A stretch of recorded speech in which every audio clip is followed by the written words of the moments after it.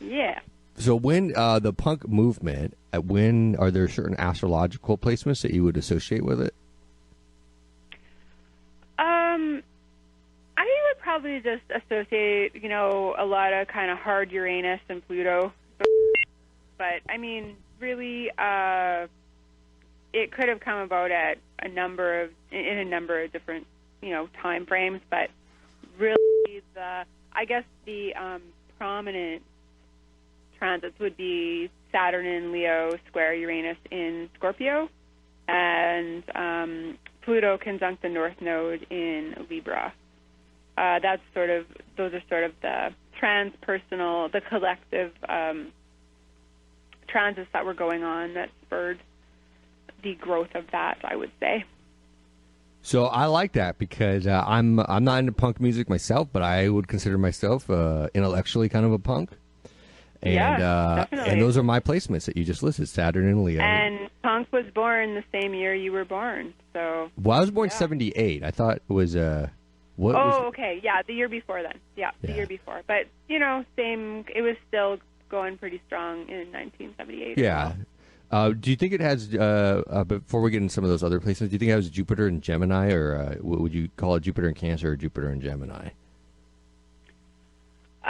Yeah, that one I didn't actually cover because I wasn't totally sure, but I don't know. Check the old ephemeris. It could be Jupiter in Gemini, it could be Jupiter in Cancer. Yeah, I was thinking it's maybe Jupiter in Gemini. Did not cover for the story. Yeah, I was thinking maybe Jupiter in Gemini. Like I was just hoping I was kind of hoping it has Jupiter in Cancer because I have Jupiter in Cancer, but I think Jupiter in Gemini. Kind of seems like a Jupiter in Gemini, yeah. Because like what's the vocal and mouthy and short songs, like very short songs. Yeah, very and like what I always think, like where's the good fortune coming from? And I guess with punk it would be like people sharing tapes.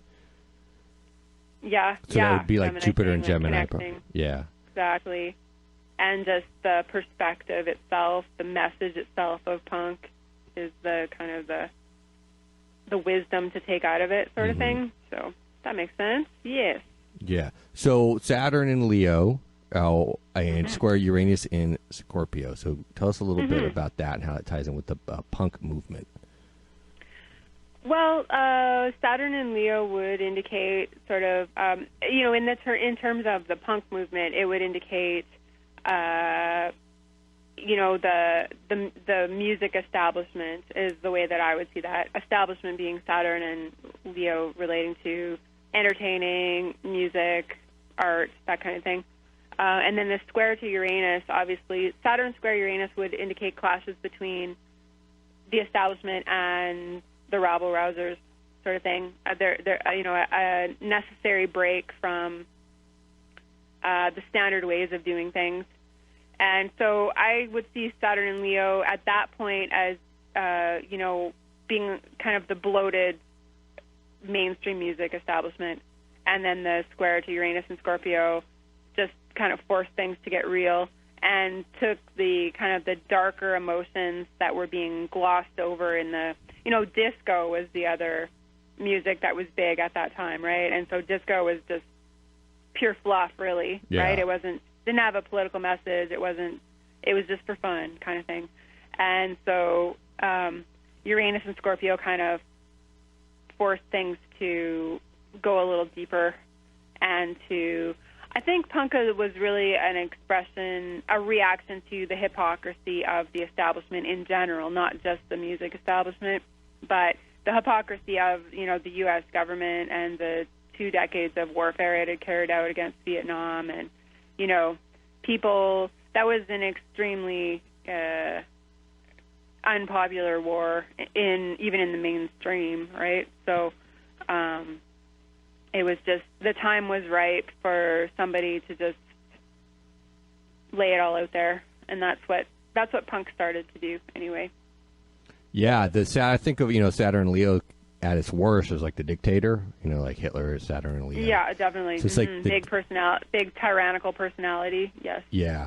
Now I have Saturn and Leo. Hopefully, I avoid that. But well, it's the Saturn also puts limitations on that. If you utilize Saturn, wisely. Yeah. So I would say so. And I'm not big. Saturn will keep you in check that way. Yeah, I'm not big on the whole, like, oh, your planet's debilitated, because people are like, my planet's debilitated, it's in its fall. Or it's detriment. Well, for someone who has natal Venus in Scorpio, I'd say there is something to that for sure, yeah. Well, there is, but some people just get, like, But yeah, it shouldn't be fatalistic, I agree with exactly. you. It's just describing potentials, basically. So, yeah, exactly. And because there is a reason that some of these placements are, quote, in their fall or detriment. I mean, it's not without reason, but then definitely. Not like people like, I'm got Venus in Scorpio, I'm got Venus in Virgo, or whatever. Yeah, oh no, it's not an excuse for anything, and there's gold in those placements as well, exactly. And gold that most other people can't reach, right? So yeah, is totally. Saturn considered debilitated in Leo? Yeah, it's like in its worst placement. Oh, okay. And so but Uranus is in its is exalted in Scorpio, so you've got like the like one of the astrology books I have is called Myth Astrology, and he Raven Caldera is the guy's name. He associates Uranus in Scorpio with like the investigative reporter, sort of. And it's like the investigative reporter is jacking the Saturn and Leo dictatorship. Mm-hmm. It's basically carjacking the Saturn and Leo. That is a good point, right? The strong Uranus and Scorpio placement did kind of mess with the Saturn and Leo, the stranglehold of Saturn and Leo at that time. So, yeah, that's a good point. Yeah. And and Pluto North Node in Libra. Yeah. So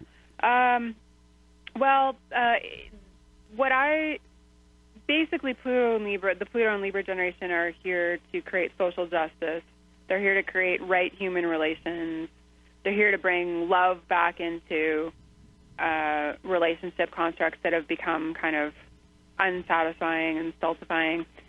But the element that I picked up on for the article in particular was the style of punk, because Pluto in Libra is also related to transforming standards of beauty and what we consider beautiful, and just the breaking down the excessive power that physical looks have, period, in our society. So that's the element that I would see as punk style, right, was really just really thumbing its nose at the standard ideals of beauty and what was considered attractive. And, punks weren't trying to be cute or pretty or, socially acceptably good looking. They were basically wearing the rebellion on their physical bodies. So that's the element that I would pull out for that. And I think they've done a pretty darn good job. I really enjoy punk style, and I actually do kind of find it beautiful, but I have Venus conjunct Uranus, so that might be why.